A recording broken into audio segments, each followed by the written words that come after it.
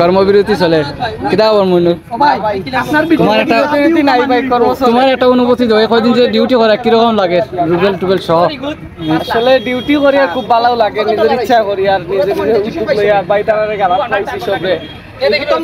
বিশেষভাবে ধন্যবাদ খুব ভালো লাগে সব এটাকে ওইয়া কাজ করি আর ইনশাআল্লাহ আরো ভালো ভালো উদ্যোগ আমরা নিরাপ পরিকল্পনা করি আর গাছ বিতরণের একটা উদ্যোগ আমি লইছি যদি এই ভিডিও যারা দেখা যদি আপনারা বাড়ির পর্যাপ্ত জায়গা থাকে আমরা লোকে যোগাযোগ করবো আমরা গাছ কিনিয়া নিয়ে আমরা লাগাইয়া দিই আর দেয়াল লিখনের অবস্থা কিটা দেয়াল লিখন অলরেডি কার্যক্রম আমরা আজকে শুরু করে দিয়েছি কাল থেকে আপনারা আরো একটা সুন্দর কুলাউড়া দেখবা ইনশাআল্লাহ আশা করলাম ইনশাআল্লাহ অনুভূতি ভাই আলহামদুলিল্লাহ আমরা যারা আছেন যে স্টুডেন্টের কাজ করলাম আমরা মইনুল আছে বা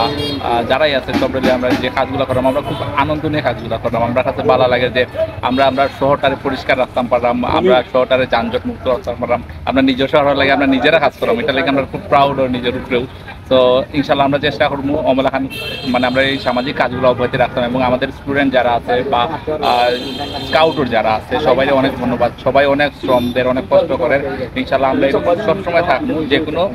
বিপর্যয় দেশের বিপর্যয়ে আমরা সবসময় এগিয়ে থাকবো অসংখ্য ধন্যবাদ আমাদের কিছু অনুভূতি জানতাম ভাই আসসালামু আলাইকুম আসলে সবার দোয়ায় আমরা এই দেশ স্বাধীন হয়েছে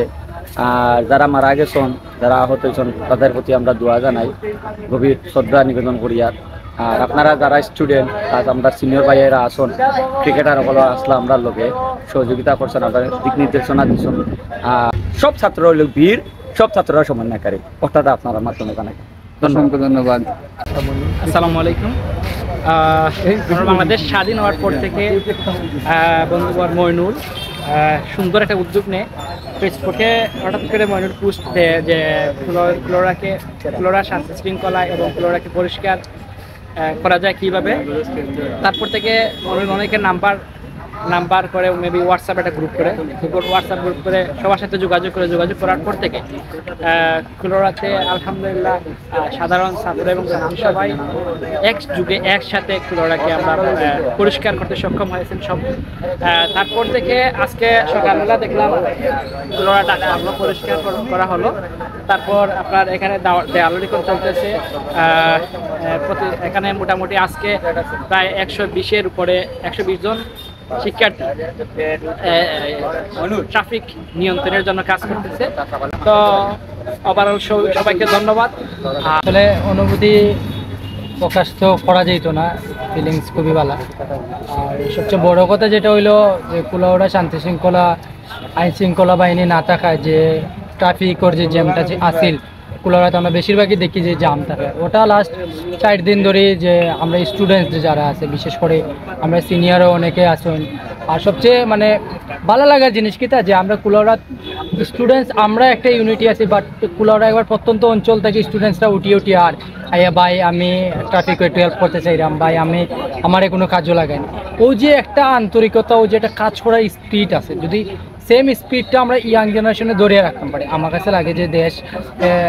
বেশি দিন লাগতো না কারণ কুলাউড়ায় 4 দিনে যদি